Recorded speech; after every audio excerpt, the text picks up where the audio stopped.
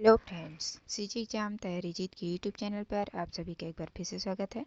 आज के वीडियो में हम भारत के संविधान के कुछ इंपॉर्टेंट क्वेश्चन देखने वाले हैं जो कि आपके आगे आने वाले सभी एग्जाम्स के लिए महत्वपूर्ण है। तो वीडियो को शुरू से लेकर लास्ट तक देखें और यदि वीडियो अच्छा लगता है तो प्लीज़ वीडियो को लाइक, शेयर और सब्सक्राइब किया करें। चलिए स्टार्ट करते हैं आज का पहला क्वेश्चन। आज का पहला क्वेश्चन है, भारत के राष्ट्रपति की संवैधानिक स्थिति किसके समान है? ए ब्रिटिश के राजा, बी अमेरिका के राष्ट्रपति, सी रूस के राष्ट्रपति और डी है ब्रिटिश के प्रधानमंत्री। तो इसका सही आंसर क्या हो जाएगा? भारत के राष्ट्रपति की संवैधानिक स्थिति जो है ब्रिटिश के राजा के समान है। ठीक है, ऑप्शन नंबर ए इसका सही आंसर होगा। देखते हैं अगला क्वेश्चन। भारत के संविधान की व्याख्या करने के लिए अंतिम प्राधिकरण कौन है? ए राष्ट्रपति, बी प्रधानमंत्री, सी सुप्रीम कोर्ट और डी है संसद। तो भारत के संविधान की व्याख्या करने के लिए अंतिम प्राधिकरण कौन है? Supreme court. ठीक है, ऑप्शन नंबर सी। देखते हैं अगला क्वेश्चन। राष्ट्रपति द्वारा अध्यादेश कब जारी किया जाता है? ए राष्ट्रपति को लगता है कि अध्यादेश जारी किया जाना चाहिए, बी जब उच्चतम न्यायालय राष्ट्रपति को परामर्श देता है, सी जब मंत्रिपरिषद राष्ट्रपति को परामर्श देती है और डी है जब संसद का कोई सदन प्रस्ताव पारित करता है। तो इसका सही आंसर क्या हो जाएगा? ऑप्शन नंबर सी, जब मंत्रिपरिषद राष्ट्रपति को परामर्श देती है तब जो है राष्ट्रपति अध्यादेश जारी कर सकता है। ठीक है, किस अनुच्छेद के तहत? अनुच्छेद 123 के तहत। ठीक, अनुच्छेद 123 के तहत। ठीक है, ऑप्शन नंबर सी इसका सही आंसर होगा। देखते हैं अगला क्वेश्चन। भारत का उच्चतम न्यायालय राष्ट्रपति को कब कानूनी सलाह देता है? ए कैबिनेट इसकी सलाह देती है, बी है मंत्रिपरिषद इसकी सलाह देती है, सी राष्ट्रपति को इसकी आवश्यकता होती है और डी है सुप्रीम कोर्ट सलाह देना चाहता है। तो भारत का उच्चतम न्यायालय राष्ट्रपति को कब कानूनी सलाह देता है? जब राष्ट्रपति को इसकी आवश्यकता होती है। ठीक है, ऑप्शन नंबर सी इसका सही आंसर होगा। ठीक है, ऑप्शन नंबर सी। देखते हैं अगला क्वेश्चन। सुप्रीम कोर्ट के जजों की संख्या को कौन बदल सकता है? ए राष्ट्रपति का आदेश, बी कानून द्वारा संसद, सी सुप्रीम कोर्ट का अधिसूचना और डी है केंद्र सरकार का अधिसूचना। तो सुप्रीम कोर्ट के जजों की संख्या को कौन बदल सकता है? कानून के द्वारा जो है संसद इसके संख्या को बदल सकता है। ठीक है, क्योंकि संसद को कानून बनाने का अधिकार है। ठीक, वर्तमान में जो है सुप्रीम कोर्ट में जजों की कुल संख्या कितनी है? 31। ठीक है, इसको भी याद में रखेंगे। ठीक है, सुप्रीम कोर्ट के जजों की संख्या को कौन बदल सकता है? कानून के द्वारा जो है संसद बदल सकता है, क्योंकि संसद को कानून बनाने का अधिकार है। ठीक है, और वर्तमान में जो है सुप्रीम कोर्ट के जजों की संख्या कितनी है? 31 है। देखते हैं अगला क्वेश्चन। भारतीय संविधान में कितने प्रकार के आपातकाल का प्रावधान है? 1, 2, 3 या फिर 4? तो इसका सही आंसर क्या हो जाएगा? Option number C. ठीक है, 3 प्रकार के आपातकाल। ठीक है, भारतीय संविधान के भाग 18 में 3 प्रकार के आपातकाल का प्रावधान है। ठीक है, राष्ट्रीय आपातकाल, प्रादेशिक आपातकाल और वित्तीय आपातकाल। ठीक है, तो इसका सही आंसर क्या हो जाएगा? Option number C, 3। देखते हैं अगला क्वेश्चन। भारतीय संचित निधि के अलावा ऋण से संबंधित लेन देन किस में रखे जाते हैं? ए ऋण खाता में, बी सार्वजनिक खाता में, सी आकस्मिक निधि में और डी है ऋण निधि में। तो इसका सही आंसर क्या हो जाएगा? भारतीय संचित निधि के अलावा ऋण से संबंधित लेन देन जो ब्यौरा है वो किस में रखा जाता है? ऋण खाता में। ठीक है, ऑप्शन नंबर ए इसका सही आंसर होगा। देखते हैं अगला क्वेश्चन। संविधान संशोधन विधेयक संसद के किस सदन में पेश किया जा सकता है? ए केवल लोकसभा में, बी केवल राज्यसभा में, सी लोकसभा और राज्यसभा दोनों में और डी है इनमें से कोई नहीं। तो संविधान संशोधन विधेयक जो है संसद के लोकसभा और राज्यसभा दोनों सदन में जो है पेश किया जा सकता है। ठीक है, अनुच्छेद 368 में जो है संविधान संशोधन का उल्लेख है। इसके अनुसार जो है संविधान किसी भी संशोधन को जोड़ या निरस्त कर सकती है। ठीक है, संविधान संशोधन विधेयक संसद के लोकसभा और राज्यसभा दोनों में से किसी में भी पेश किया जा सकता है। इसके बारे में जो है अनुच्छेद 368 में दिया गया है, ठीक है, बताया गया है। देखते हैं अगला क्वेश्चन। लोक लेखा समिति का अध्यक्ष किसके द्वारा मनोनीत किया जाता है? ए राष्ट्रपति, बी उपराष्ट्रपति, सी प्रधानमंत्री और डी है लोकसभा अध्यक्ष। तो इसका सही आंसर क्या हो जाएगा? लोक लेखा समिति का अध्यक्ष जो है लोकसभा अध्यक्ष के द्वारा क्या मनोनीत किया जाता है, ठीक है, ऑप्शन नंबर डी, ठीक है। लोक लेखा समिति जो है एक संसदीय समिति होता है जिसमें भारतीय सरकार के खर्चों की लेखा जोखा किया जाता है, ठीक है। इसमें टोटल जो है 22 सदस्य होते हैं। टोटल कितने? 22 सदस्य, ठीक है। इसमें जो है 15 लोकसभा के, 15 सदस्य किसके होते हैं? लोकसभा के, और 22 सदस्य जो होते हैं 7 जो हैं राज्यसभा के, ठीक है, 7 राज्यसभा के, ठीक। टोटल 22 सदस्य होते हैं। और इसका जो अध्यक्ष होता है वो किसका? विपक्ष का नेता होता है, ठीक है। लोक लेखा समिति का अध्यक्ष लोकसभा अध्यक्ष के द्वारा मनोनीत किया जाता है, जो कि विपक्ष का नेता इसका अध्यक्ष होता है, ठीक है। इसको भी ध्यान में रखेंगे। टोटल 22 सदस्य होते हैं, 15 लोकसभा के, 7 राज्यसभा के। देखते हैं अगला क्वेश्चन। भारत में पंचायती राज प्रणाली की शुरुआत किस पंचवर्षीय योजना में शुरू की गई थी? ए पहली पंचवर्षीय, बी दूसरी पंचवर्षीय, सी तीसरी पंचवर्षीय और डी है चौथी पंचवर्षीय योजना। तो भारत में पंचायती राज प्रणाली कब शुरुआत की गई थी? दूसरी पंचवर्षीय योजना में, ठीक है। दूसरी पंचवर्षीय योजना में 2 अक्टूबर 1959 को जवाहरलाल नेहरू के द्वारा जो है राजस्थान के नागौर जिला से शुरुआत किया गया था, ठीक। तो इसका सही आंसर क्या हो जाएगा? ऑप्शन नंबर बी, दूसरी पंचवर्षीय योजना से जो है भारत में पंचायती राज प्रणाली की शुरुआत की गई थी। देखते हैं अगला क्वेश्चन। यूपीएससी के चेयरमैन को कौन हटा सकता है? ए प्रधानमंत्री, बी राष्ट्रपति, सी उपराष्ट्रपति और डी है लोकसभा अध्यक्ष। तो इसका सही आंसर क्या हो जाएगा? ऑप्शन नंबर बी, राष्ट्रपति, ठीक है। यूपीएससी के चेयरमैन को जो है राष्ट्रपति हटा सकते हैं। देखते हैं अगला क्वेश्चन। सुप्रीम कोर्ट में किस तरह के मामले अपील की जा सकती है? ए नागरिक और आपराधिक मामले, बी नागरिक और संवैधानिक मामले, सी नागरिक आपराधिक और संवैधानिक मामले और डी है आपराधिक और संवैधानिक मामले। तो सुप्रीम कोर्ट में जो है किस तरह के मामले अपील की जा सकते हैं? नागरिक, आपराधिक और संवैधानिक, तीनों तरह के मामले जो है अपील किए जा सकते हैं, ठीक है, सुप्रीम कोर्ट में। ऑप्शन नंबर सी इसका सही आंसर होगा। देखते हैं अगला क्वेश्चन। निम्नलिखित में से कौन सा अधिकार भारत के नागरिकों के लिए है, विदेशी नागरिकों के लिए नहीं? ए विचार और अभिव्यक्ति की स्वतंत्रता का अधिकार, बी कानून के समक्ष समानता, सी जीवन और स्वतंत्रता का अधिकार और डी है इनमें से कोई नहीं। तो इसका सही आंसर क्या हो जाएगा? विचार और अभिव्यक्ति की स्वतंत्रता का अधिकार जो है केवल भारत के नागरिकों के लिए है, ये अधिकार जो है विदेशी नागरिकों को नहीं है, ठीक है। तो इसका सही आंसर क्या हो जाएगा? ऑप्शन नंबर ए, विचार और अभिव्यक्ति की स्वतंत्रता। देखते हैं अगला क्वेश्चन। राज्यसभा के कितने सदस्य हर 2 वर्ष में रिटायर होते हैं? ए 1/2 सदस्य, बी 1/3 सदस्य, सी 1/4 सदस्य और डी है 2/3 सदस्य। तो इसका सही आंसर क्या हो जाएगा? ऑप्शन नंबर बी, 1/3 सदस्य जो है प्रति 2 वर्ष में, हर 2 वर्ष में जो है रिटायर होते हैं, ठीक है। राज्यसभा एक स्थायी सदन है या कभी भंग नहीं होता, ठीक है। इसके 1/3 सदस्य जो है हर 2 वर्ष में रिटायर होते हैं और इनके बदले में क्या नए सदस्य आते हैं, ठीक है। तो इसका सही आंसर क्या हो जाएगा? ऑप्शन नंबर बी, 1/3 सदस्य। देखते हैं अगला क्वेश्चन। धन विधेयक के बारे में कौन सा कथन सत्य नहीं है? ए धन विधेयक केवल लोकसभा में ही पेश किए जा सकते हैं, बी केवल राष्ट्रपति की सिफारिश पर ही पेश किया जा सकता है, सी राज्यसभा धन विधेयक को 1 माह के लिए रोक के रख सकती है और डी है इनमें से कोई नहीं।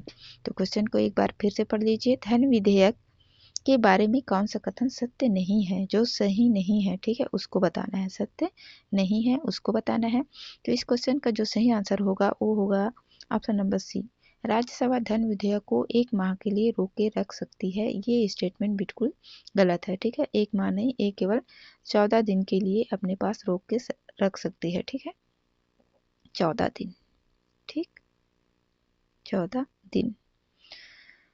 धन विधेयक केवल लोकसभा में ही पेश किए जा सकते हैं, ये सही है। केवल राष्ट्रपति की सिफारिश पर ही पेश किया जा सकता है, ये भी सही है। ठीक है, जो सही नहीं है वो कौन सा है? राज्यसभा धन विधेयक को 1 माह के लिए रोक के रख सकती है, ये गलत है। 14 दिन तक, केवल 14 दिन तक अपने पास रोक के रख सकती है। देखते हैं अगला क्वेश्चन। भारत में निम्नलिखित में से किसका वेतन आयकर से मुक्त है? ए राष्ट्रपति, बी प्रधानमंत्री, सी सभी मंत्री और डी है लोकसभा अध्यक्ष। तो इसका सही आंसर क्या हो जाएगा? ऑप्शन नंबर ए राष्ट्रपति। राष्ट्रपति का वेतन जो है आयकर से मुक्त होता है। ठीक है, ऑप्शन नंबर ए। वर्तमान में जो है राष्ट्रपति का वेतन कितना है? 5 लाख। ठीक है, 5 लाख प्रति माह। इसके अतिरिक्त जो है अन्य सुविधाएं, भत्ते, ये सभी सुविधाएं जो है राष्ट्रपति को प्राप्त होती हैं। तो इस क्वेश्चन का सही आंसर क्या होगा? ऑप्शन नंबर ए राष्ट्रपति। देखते हैं अगला क्वेश्चन। लोकसभा को भंग करने की शक्ति किसके पास है? ए प्रधानमंत्री, बी मंत्रिपरिषद, सी राष्ट्रपति और डी है उपराष्ट्रपति। तो इसका सही आंसर क्या हो जाएगा? लोकसभा को भंग करने की शक्ति किसके पास है? राष्ट्रपति के पास। ठीक है, ऑप्शन नंबर सी इसका सही आंसर होगा। देखते हैं अगला क्वेश्चन। NRI, जिसे हिंदी में प्रवासी भारतीय भी बोलते हैं, कि वोट देने के संबंध में कौन सा सही है उसको बताना है। ठीक है, ए है संसदीय और विधानसभा चुनावों में वोट नहीं डाल सकते, बी संसदीय चुनावों में डाल सकते हैं लेकिन विधानसभा चुनावों में नहीं, सी संसदीय चुनावों में नहीं लेकिन विधानसभा में डाल सकते हैं, और डी है संसदीय और विधानसभा दोनों चुनावों में वोट डाल सकते हैं। जिसका सही आंसर क्या हो जाएगा? NRI, जिनको प्रवासी भारतीय भी बोलते हैं, संसदीय और विधानसभा दोनों चुनावों में जो है वोट डाल सकते हैं। ठीक है, ऑप्शन नंबर डी इसका सही आंसर होगा। देखते हैं अगला क्वेश्चन। किस संविधान संशोधन के द्वारा मतदान की आयु 21 से घटाकर 18 वर्ष कर दी गई? ए 61वें, बी 91, सी 98 और डी है 92। तो इसका सही आंसर क्या हो जाएगा? ऑप्शन नंबर ए 61वें संविधान संशोधन के द्वारा जो है मतदान करने की जो उम्र 21 वर्ष थी उसको घटाकर कितना 18 वर्ष कर दिया गया। ठीक है, और ये कब हुआ? 1988 में, 1988 में, 88 में। ठीक है, इसका जिक्र जो है अनुच्छेद 326 में किया गया है, अनुच्छेद 326 में। ठीक है, देखते हैं अगला क्वेश्चन। निम्नलिखित में से कौन सा भारतीय संविधान का एक लिखित पूरक स्पष्टीकरण या संलग्न दस्तावेज है? ए अनुसूची, बी प्रस्तावना, सी नीति निर्देशक के सिद्धांत और डी है इनमें से कोई नहीं। तो इसका सही आंसर क्या हो जाएगा? Option number A. ठीक है, भारतीय संविधान का अनुसूची जो है एक लिखित पूरक स्पष्टीकरण या संलग्न दस्तावेज होता है। ठीक है, ऑप्शन नंबर ए अनुसूची। संविधान में, भारत के संविधान में जो है अभी वर्तमान में कितनी अनुसूचियां हैं? 12 अनुसूचियां। ठीक है, 12 अनुसूचियां। ठीक, इसको भी ध्यान में रखेंगे। देखते हैं अगला क्वेश्चन। संविधान में समवर्ती सूची का प्रावधान किस देश के संविधान से लिया गया है? A UK, B USA, C France और डी है ऑस्ट्रेलिया। तो भारतीय संविधान में समवर्ती सूची का प्रावधान कहाँ से लिया गया है? ऑस्ट्रेलिया से लिया गया है। ठीक है, ऑप्शन नंबर डी इसका सही आंसर होगा। देखते हैं अगला क्वेश्चन। विधि आयोग है ए संवैधानिक निकाय, बी सलाहकार निकाय, सी विभागीय निकाय और डी है गैर संवैधानिक निकाय। तो विधि आयोग क्या है? एक गैर संवैधानिक निकाय है। ठीक है, ऑप्शन नंबर डी गैर संवैधानिक निकाय। देखते हैं अगला क्वेश्चन। संविधान के प्रस्तावना में अखंडता, धर्मनिरपेक्ष, समाजवादी शब्द जैसे किस संविधान संशोधन द्वारा जोड़े गए थे? ए 42वें संविधान संशोधन, बी 91, सी 16वें और डी है इनमें से कोई नहीं। तो इसका सही आंसर क्या हो जाएगा? संविधान के प्रस्तावना में जो है अखंडता, धर्म निरपेक्ष, समाजवादी शब्द जो है 42वें संविधान संशोधन के द्वारा जोड़ा गया था। ठीक है, और ये कब हुआ था? 1976 में। ठीक है, ऑप्शन नंबर ए 1976 में। ठीक, देखते हैं अगला क्वेश्चन। किस अनुच्छेद में भारत के राष्ट्रपति द्वारा केंद्र शासित प्रदेश के प्रशासक की नियुक्ति का प्रावधान है? अनुच्छेद 227, बी है अनुच्छेद 238, सी 239 और डी है अनुच्छेद 240। तो अनुच्छेद 239, ठीक है, ऑप्शन नंबर सी अनुच्छेद 239 के तहत जो है भारत के राष्ट्रपति द्वारा केंद्र शासित प्रदेश के लिए जो है प्रशासक की नियुक्ति का प्रावधान किया गया है, ठीक है, इसमें अनुच्छेद 239 में। देखते हैं अगला क्वेश्चन। भारत में किस वर्ष से रेल बजट और आम बजट एक साथ पेश किया जाना शुरू हुआ? ए 1961, बी 1991, सी 2000 और डी है 2017। तो इसका सही आंसर क्या हो जाएगा? भारत में जो है किस वर्ष से रेल बजट और आम बजट एक साथ पेश किया जाना शुरू हुआ? 2017 से, ठीक है, ऑप्शन नंबर डी। इससे पहले जो है रेल बजट और आम बजट अलग अलग पेश किया जाता था, ठीक है, जिसका सही आंसर क्या हो जाएगा? ऑप्शन नंबर डी, 2017 से जो है आम बजट और रेल बजट एक साथ पेश किया जाना शुरू हुआ। देखते हैं अगला क्वेश्चन। संविधान की 8वीं अनुसूची में कितनी भाषाएं शामिल है? ए 19, बी 20, सी 21 और डी है 22। जिसका सही आंसर क्या हो जाएगा? संविधान की 8वीं अनुसूची में जो है 22 भाषाएं शामिल हैं, ठीक है, ऑप्शन नंबर डी इसका सही आंसर होगा। अब देखते हैं अगला क्वेश्चन। उपराष्ट्रपति को हटाने के लिए प्रस्ताव किस सदन में पेश किया जा सकता है? ए केवल लोकसभा में, बी केवल राज्यसभा में, सी लोकसभा और राज्यसभा के संयुक्त सत्र में और डी है लोकसभा और राज्यसभा दोनों में। तो उपराष्ट्रपति को हटाने के लिए जो है प्रस्ताव किस सदन में पेश किया जा सकता है? केवल राज्यसभा में, ठीक है, क्योंकि उपराष्ट्रपति जो है राज्यसभा का सभापति होता है, ठीक है ना, उसे हटाने का प्रस्ताव केवल राज्यसभा में पेश किया जा सकता है, ठीक, ऑप्शन नंबर बी इसका सही आंसर होगा। देखते हैं अगला क्वेश्चन। राष्ट्रपति पूरे देश में या इसके किसी भी एक हिस्से में आपातकाल किस स्थिति में घोषित कर सकते हैं? ए बाह्य आक्रमण, बी सशस्त्र विद्रोह, सी आंतरिक अशांति और डी है ए और बी दोनों। तो राष्ट्रपति जो है पूरे देश में या इसके किसी भी एक हिस्से में आपातकाल की घोषणा कब कर सकते हैं? जब जो है बाह्य आक्रमण की स्थिति हो, ठीक है, सशस्त्र विद्रोह की स्थिति उत्पन्न हो गई हो, तब जो है राष्ट्रपति जो है आपातकाल की घोषणा कर सकते हैं, ठीक है। इसका जो है वर्णन किस में दिया हुआ है? अनुच्छेद 352 के तहत, अनुच्छेद 352 के तहत अंतर्गत जो है 352 के अंतर्गत जो है राष्ट्रपति ऐसा कर सकते हैं, ठीक है, पूरे देश में या फिर किसी देश के प्रदेश के किसी एक हिस्से में आपातकाल की घोषणा अनुच्छेद 352 के तहत जो है राष्ट्रपति घोषित कर सकता है, ठीक है, बाह्य आक्रमण या सशस्त्र विद्रोह की स्थिति में, ठीक है। देखते हैं अगला क्वेश्चन। नया राज्य बनाने के लिए किस अनुसूची में संशोधन किया जाएगा? ए पहली अनुसूची में, बी दूसरी अनुसूची में, सी तीसरी अनुसूची में और डी है चौथी अनुसूची में। तो इसका सही आंसर क्या हो जाएगा? नया राज्य बनाने के लिए जो है पहली अनुसूची में संशोधन किया जाएगा, ठीक है, क्योंकि पहली अनुसूची में जो है संघ और राज्य के क्षेत्र के बारे में वर्णन है, ठीक है। तो किसी भी यदि किसी राज्य का नए राज्य का निर्माण करना है या किसी राज्य की जो क्षेत्रफल है उसमें कमी करना है तो पहली अनुसूची में संशोधन किया जाएगा, ठीक है, ऑप्शन नंबर ए।